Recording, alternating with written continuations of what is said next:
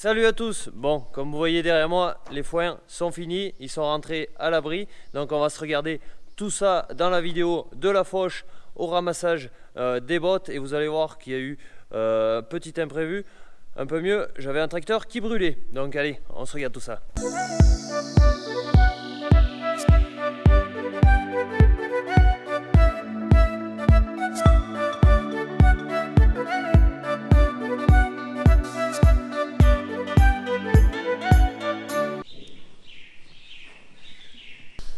Bon, dans cette première partie de la vidéo, on va retourner faucher. Bon, je viens de finir le boulot aux animaux. Donc maintenant, j'ai le reste de ma journée jusqu'au soir de libre. Je vais en profiter pour aller finir de faucher tout ce qui est première coupe de foin. Sachant que j'ai déjà commencé hier après-midi à en faucher. Et non sans mal. Voilà un peu le travail que j'ai pu faire. J'ai fauché grosso modo 3 ou 4 hectares hier. Les couteaux... Les couteaux sont tout simplement maintenant ronds comme des queues de pelle, donc ça fauche plus. J'ai rattaqué de faucher, mais j'aurai l'occasion de vous montrer un peu les parcelles. C'est vraiment pas chouette le foin qui reste.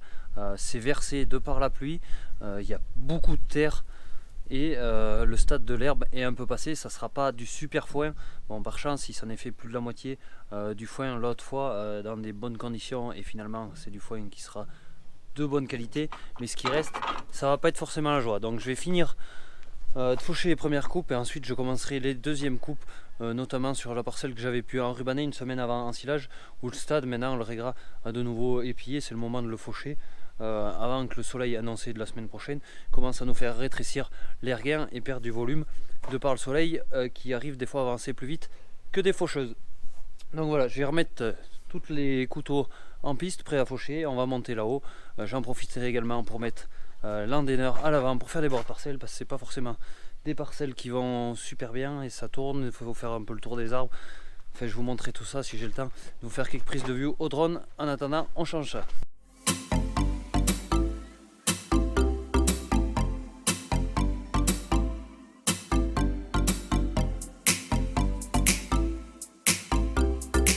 Fini de changer les couteaux.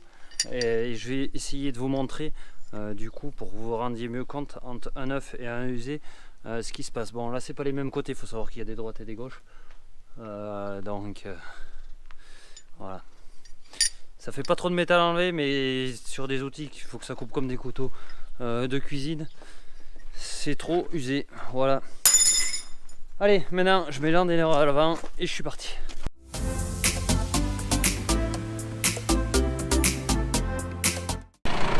Bon allez, je suis arrivé sur la parcelle, donc j'ai commencé de faucher. Comme vous pouvez voir, des parcelles comme ça. On va aller y voir un peu de plus près.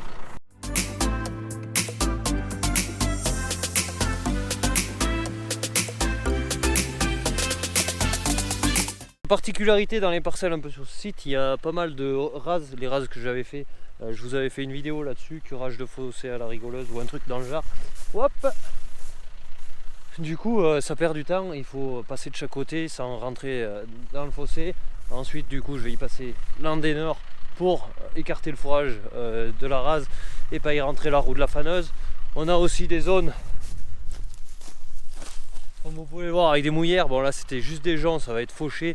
Je vais en faire une boule et elle se pourrira là où elle se pourrira. De toute façon on n'arrive pas à faire sécher du foin, et du foin juste de joncs, c'est même pas la peine de rentrer ça en bâtiment. Les brebis veulent même pas le toucher. Pour ce qui est de la terre, voilà un peu du style de terre. Voilà, fauché depuis hier. Vous voyez déjà les taupes et les rats se mettent déjà à retravailler. Regardez là, il s'est fauché du fourrage, c'est plein de terre quoi. Regardez les taxas, il y a de la terre pas mal mélangée avec. Au niveau stade, on est passé un peu tout simplement, on le voit quoi, la base de l'herbe commence à être jaune, donc qui dit jaune dit début de pourriture, donc c'est pas forcément le mieux. Et il est grand temps d'enlever ce foin, de le récolter et de laisser place peut-être à un petit peu de regain si ça veut pousser, mais c'est franchement pas chouette. Allez, je détale ça et on se met à faucher.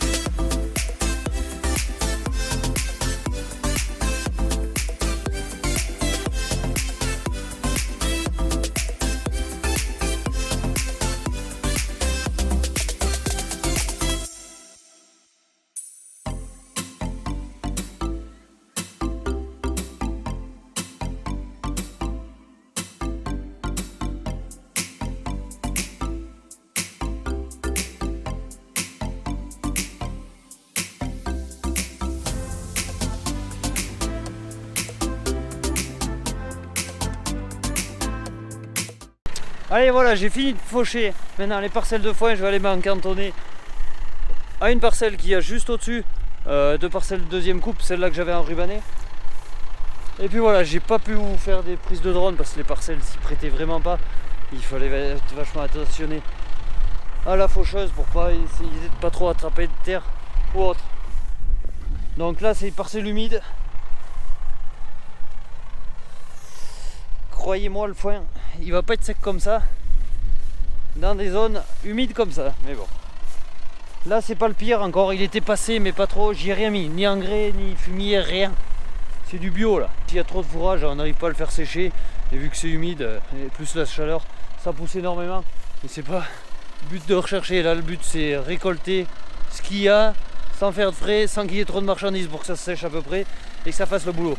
Allez, je vais faucher ça maintenant et je vais essayer de vous le montrer à quoi ça ressemble. Voilà, j'ai attaqué la parcelle, j'ai bientôt fini de la détourer.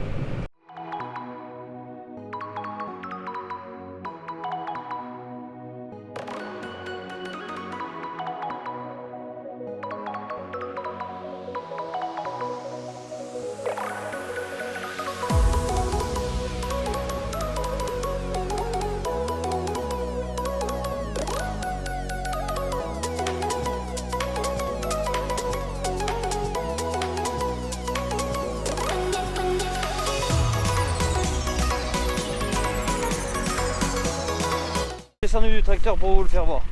Bon, on a du régras qui est pied, donc le régras ça. Et l'inconvénient du régras, c'est qu'en deuxième coupe, ça couvre absolument pas le sol. Du coup, déjà que le semis avait été bien moyen, et avec le sursemis qui a marché à 10%, j'ai envie de dire. À voir, on verra mieux ça à l'automne. Du coup, ce qui fait que c'est clair et que ça se répercute ici aux Andins où c'est vraiment clair. Mais bon, vaut mieux le faucher avant que le soleil s'occupe de le manger, vu qu'on n'a pas de sol profond. Les journées quand il fait bien chaud, les regains ils se sèchent sur pied, ça descend, on perd en volume. Donc il faut le voir pour le croire. Là où il n'y a pas trop de terre, c'est clairsemé. Et le sol c'est du béton tout simplement. Il avait plu et il s'est mis à faire du vent et du sec. Et du coup ça s'est tout fermé là. Malgré qu'on n'ait pas des sols avec beaucoup d'argile, ça arrive à faire des phénomènes dans nos terres légères assez impressionnants. Il faut savoir qu'il n'y a pas beaucoup de matériel qui est passé là-dessus en conditions humides pour tasser tout ça.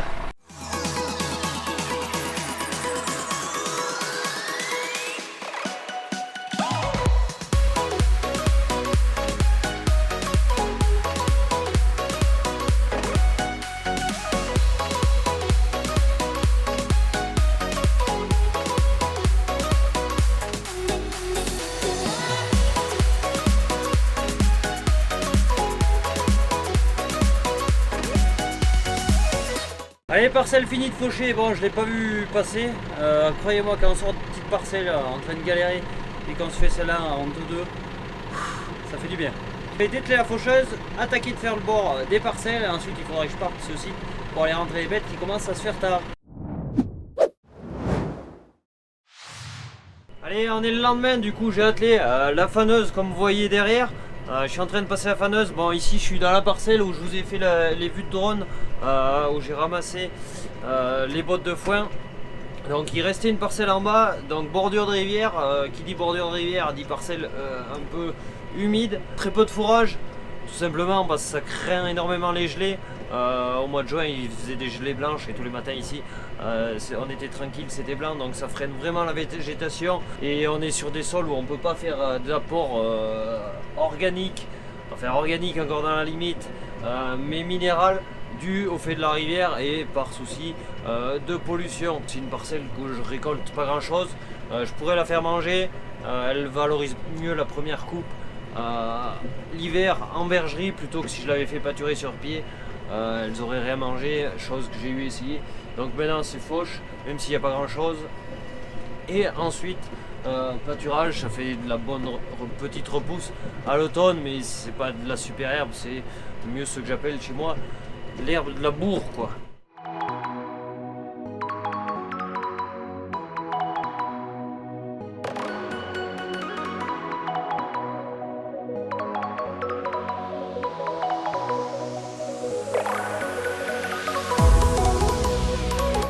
donc je suis arrivé à la parcelle. Donc hier soir, je vous ai pas filmé quand j'ai fait les bords. Grosso modo, j'ai ramassé les bords d'à peu près toutes les parcelles. Ça me permet de travailler plus facilement avec la faneuse et moins jeter le foin sur le bord ici, sachant que sur les bords, il m'arrive d'avoir des pierres et le matériel aime surtout pas ça, notamment les faucheuses, faneuses, endeineurs aussi. On fait tout ce qui est articulé, il faut faire super gaffe.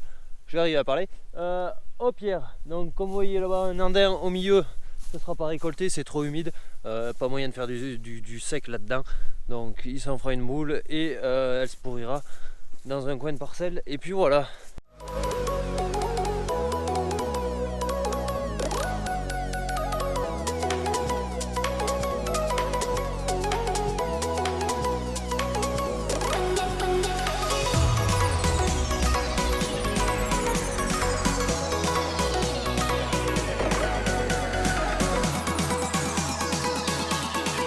Voilà, je suis toujours en train de passer la faneuse. Bon, ça avance plutôt pas mal encore sur les parcelles.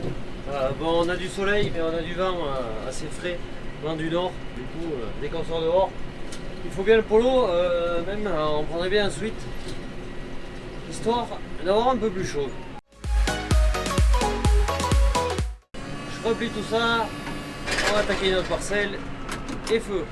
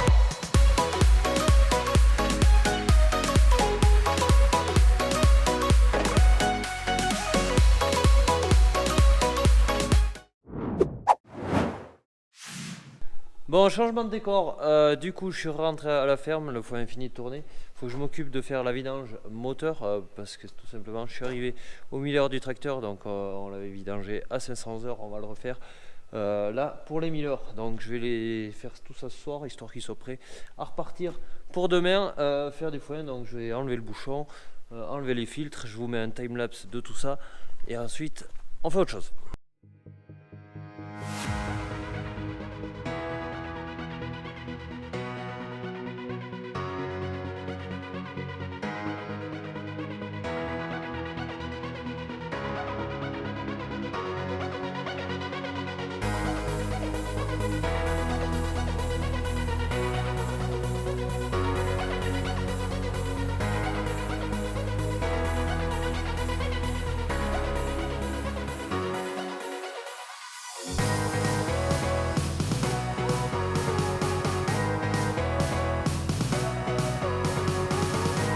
Lâcher les mères des agneaux comme vous avez pu voir.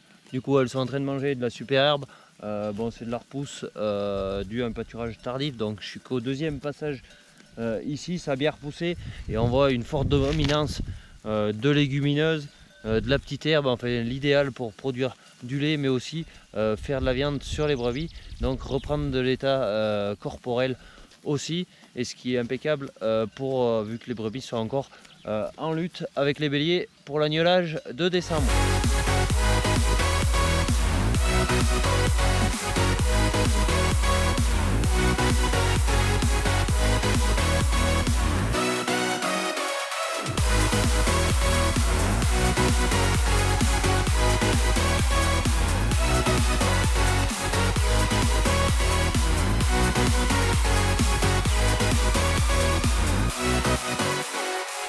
Allez, nous voilà fin d'après-midi, du coup je vous ai pas remontré, donc j'ai refané passage de faneuse sur toutes les parcelles.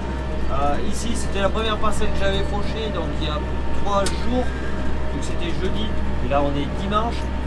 Donc c'est de la parcelle avec de l'herbe, je vous l'avais montré, pas de la super herbe, donc il n'y a pas bien de jus dans la plante. Et il se trouve que ce soir elle est sèche, donc impeccable, ça me libérera, vu que c'est sur la ferme et tout le reste après et à l'extérieur, ça permettra de me préoccuper demain de tout ce qui est là-haut, sachant qu'il y aura pas mal de travail pour s'occuper ça de là-haut. Donc je vais finir d'endainer ça et je vais revenir direct derrière avec la presse. Et par chance la parcelle est bien exposée, elle donne au soleil le soir, donc je peux me permettre de travailler un petit peu tard. Mais il faut savoir que chez nous en montagne, après 9h du soir, c'est plus la peine de presser du foin parce que tout simplement trop d'humidité, la fraîcheur est revenue. Et puis voilà, il fait super chaud, plus de 26 degrés relevé à la station météo. Mettre vraiment de la station météo pour prévoir tout ce qui est travaux de fauche, parce qu'il faut des données météo assez sûres, permet d'avoir des prévisions météo plutôt fiables dans l'ensemble. Après, c'est clair que quand c'est orageux, c'est difficile de prévoir les quantités d'eau parce que c'est du phénomène orageux, mais globalement, je suis assez satisfait pour l'utilisation depuis le début de l'ensilage ou tout. Elle a été plutôt juste et c'est un vrai régal de travailler avec elle.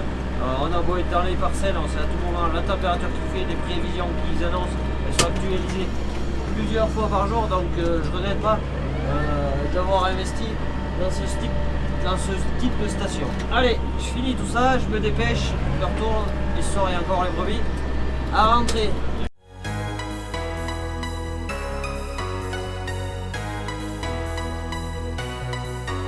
Allez, parcelle terminée comme vous avez pu le voir.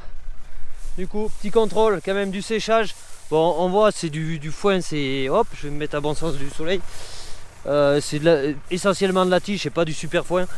Mais bon, ça les calera, notamment des jours de pluie.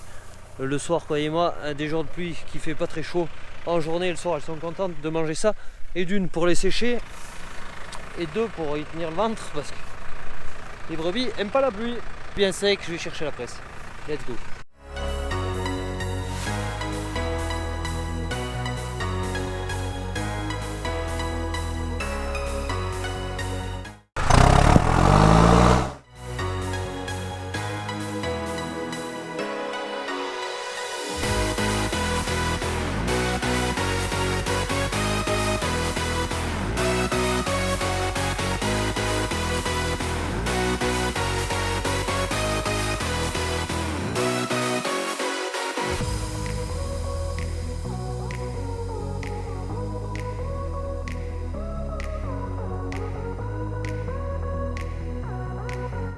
Terminé, bon, c'était pas très grand, mais ça me permettra de gagner, mine de rien, plus d'une heure entre le transport et le pressage pour demain, et une heure par du temps de soleil. Et quand on est en train de presser, eh bien, c'est vraiment du temps non négligeable. Allez, nous voilà 2 jours après. Donc hier, j'ai tourné du fourrage une bonne partie de la journée, ainsi que j'ai réussi à en faire sécher un peu. Donc j'en ai endainé et fait des bottes, mais ça a été très compliqué. Il fait du vent du nord. Il faisait très froid, on est monté au maximum à 19 degrés en journée avec l'humidité du sol. Il y avait vraiment du mal à faire sécher du foin. Bon, j'ai voulu en avancer un peu parce qu'il y a d'autres travaux de prévus. Pour la semaine, il me reste du foin, je l'espère qu'il sera sec aujourd'hui, mais il me faut aller y passer la faneuse. Donc galère aussi au niveau de la presse et des dents. Donc j'avais changé pas mal de dents. Bon, on m'a donné des adaptables. Et je pense qu'au niveau de la ferraille, elles sont plus souples que celles d'origine, et ce qui provoque que les dents se chevauchent là-bas derrière, donc ce qui est pas top. Faut faire gaffe que ça fasse pas d'étincelles parce que on pourrait tout simplement mettre le feu à la presse.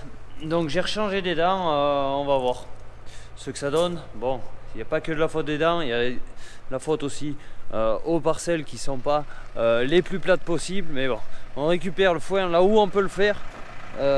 Parce que voilà, les hectares quand même sur la ferme sont comptés.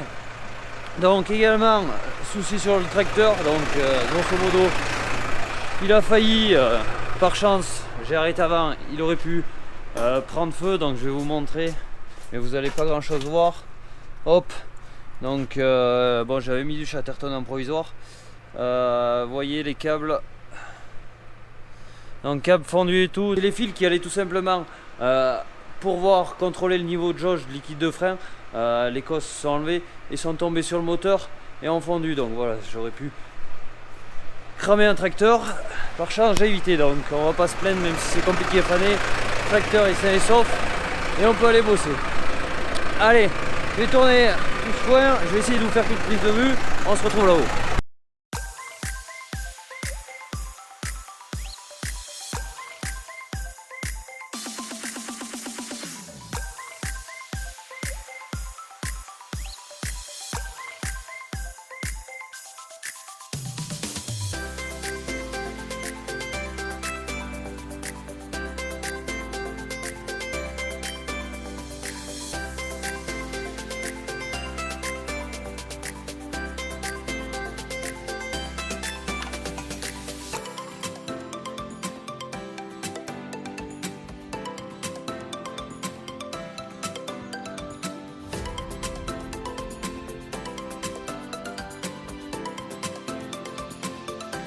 Et le foin de première coupe est fini de tourner, et il va être sec ce soir, ça s'est réchauffé un peu.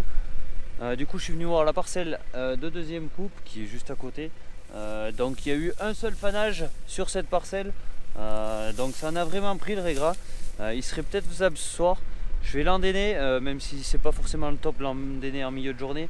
Mais bon, il fait pas des chaleurs caniculaires, tout ça parce qu'on a du trèfle qui est presque rôti en surface. Très préférable de l'endéner le matin très tôt ou le soir, voire même dans la nuit pour garder le maximum de feuilles. Bon, la parcelle n'est pas très grande, je vais pas faire d'autres navettes pour endéner ou autre. Je vais en endéner, même si on ne peut pas faire toujours le travail au top comme on le voudrait, mais bon, ça n'aura pas non plus une incidence catastrophique. Allez, je vais aller dételer ça, j'ai laissé l'endéneur dans une parcelle et on va se mettre à endéner.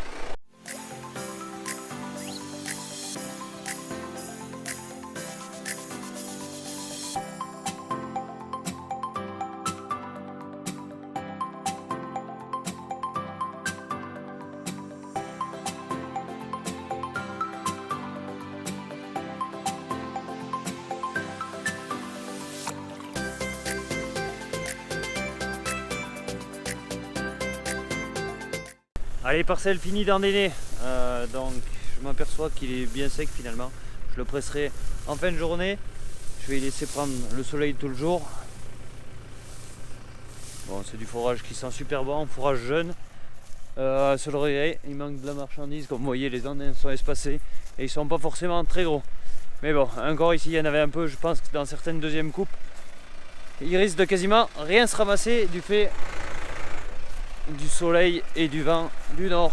Allez, mais j'aurai l'occasion de vous en reparler. Je vais endéner les parcelles de foin maintenant et ensuite je presserai tout ça.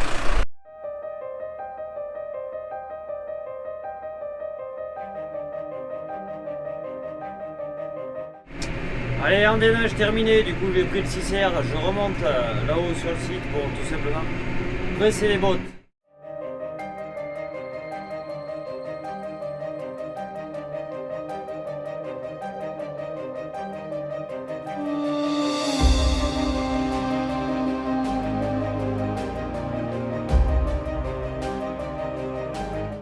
Allez, le remballeur est prêt, les andins sont faits, manque plus qu'à bosser, après c'est tout ça, et on aura fini les foins pour cette campagne.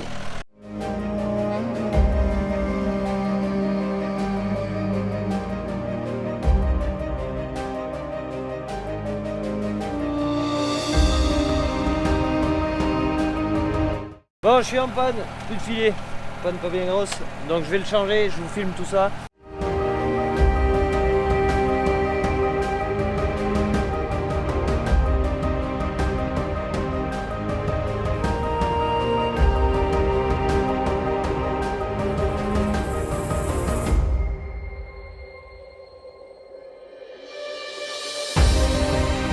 Bon, il est 8 h du soir du coup, toujours en train de presser. Le fourrage est toujours bien sec, l'humidité pas remontée, par chance on a encore le soleil et le vent, ça nous aide pas mal. Donc je vais finir tout ça et on aura terminé la campagne de foin première coupe.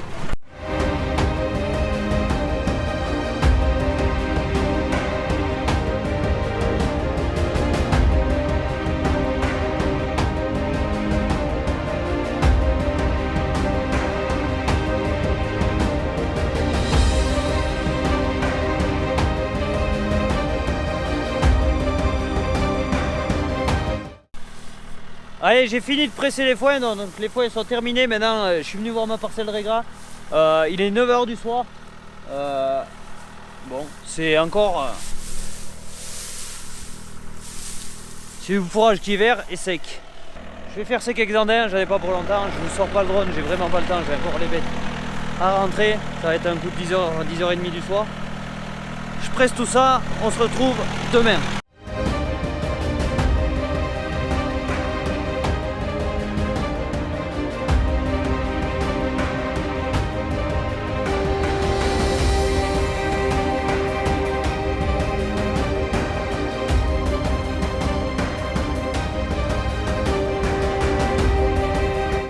Voilà, du coup on est sur des prairies temporaires, on avance déjà un peu plus vite, le pick-up il frotte jamais. C'est vraiment appréciable de finir par des parcelles dans le genre.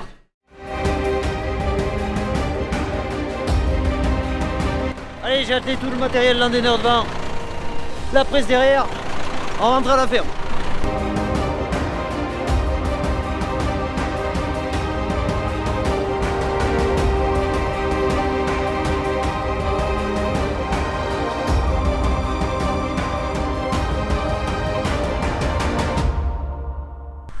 Allez, lendemain, du coup, ce matin, je m'en suis occupé d'un peu tous les troupeaux. J'avais pas mal de boulot à faire en bergerie. Et cet après-midi, je vais commencer à aller chercher quelques bottes de foin.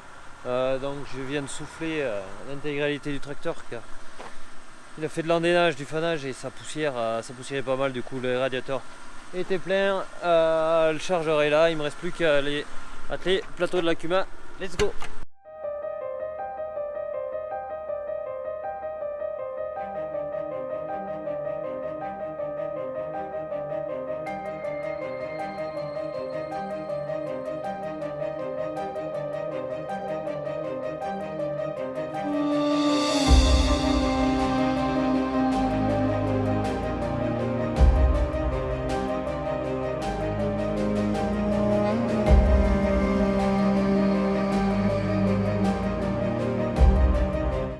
Allez, char, fini de charger. Donc 3 étages, 32 bottes au total. Bon, j'ai essayé de me mettre un endroit à peu près plat pour essayer de charger à peu près le char de niveau parce qu'avec la gravité, ça a tendance à faire un peu ventre. Donc ce côté, il est plutôt satisfaisant. Après, les bottes de l'autre côté sont rentrées légèrement. La sortie derrière est pas toute plate. Bon, on verra ce que ça fait. En attendant, je vais mettre 2 sangles sur les longueurs, ça évitera que ça bouge et ça sera plus sécuritaire pour la route. Allez, on se regarde tout ça.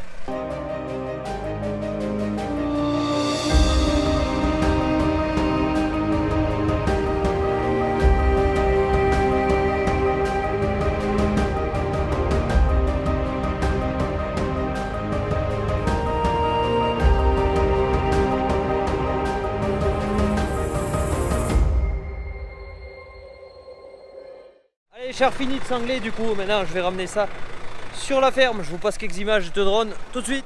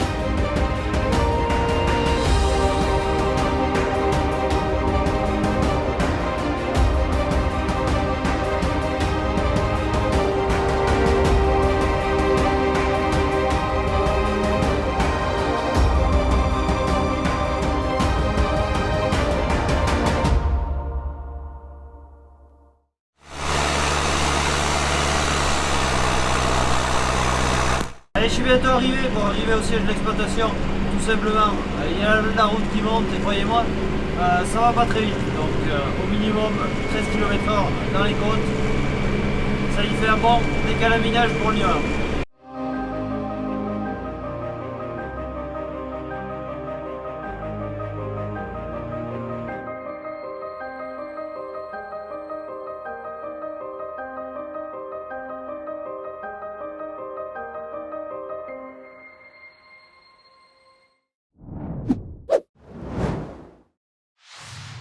Allez voilà, vous avez pu voir, les foins sont finis de rentrer. Donc au niveau rendement, il manque quand même un peu de rendement.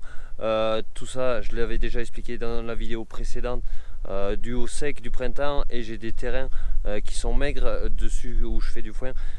Du coup ça avait vachement crin et moins de rendement. Les récoltes sont pas finies, donc comme vous le voyez derrière moi, il reste maintenant les secondes coupes d'ensilage à s'occuper. Ils annoncent plus de 10 jours de beau et de très chaud. Et du coup il faut enlever l'erguin tout simplement avant que le soleil ne le mange. On est sur une parcelle très séchante et on est début d'après-midi. Je sais pas si vous arrivez à le voir. Hop, le trèfle se recroqueville ici. Ici c'est encore pire. Donc je vais venir faucher ça pour faire du regain et nettoyer la parcelle. Au moins je sais que le soleil ne mangera pas tout simplement le regain. Mais bon, ça sera au programme de la semaine prochaine avec une nouveauté qui sera également dans la vidéo. Donc on va en rester là pour cette semaine, pour cette vidéo qui est très longue. N'hésitez pas à vous abonner, à liker, à commenter. Moi je vous laisse et je vous dis à la semaine prochaine. Ciao, bye bye.